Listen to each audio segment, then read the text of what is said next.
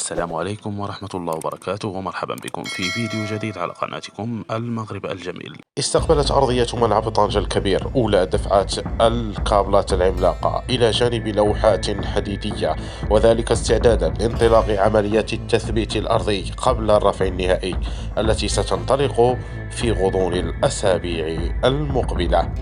وتعد الدفعة التي وصلت ملعب طنجة الكبير التي تتواصل الأشغال به على قدم وساق أول دفعة من الكابلات المظفورة التي جرى استخدامها من ألمانيا، وهي ذاتها التي استخدمت في مشاريع مماثلة، حيث كانت أساس النظام ذاته الذي يستخدم في تشييد بعض الجسور بالعالم.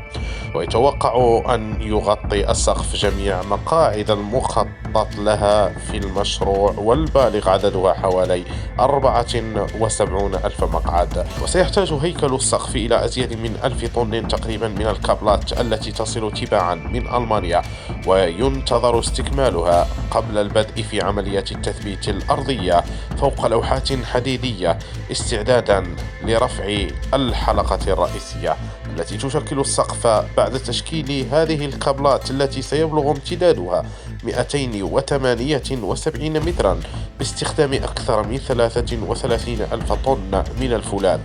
تجدر الإشارة إلى أنه جرى تصميم هيكل كابل المظلة الخاص بالمشروع المشكل للسقف كنظام شبكي للكابلات المرنة ذات طبقة مزدوجة المنحازة للشعاع العلوي، في وقت يصل قطر الكابل الأقصى إلى 125 ملم، وتتجاوز قيمة القوة الداخلية للكابل 40 ألف طن.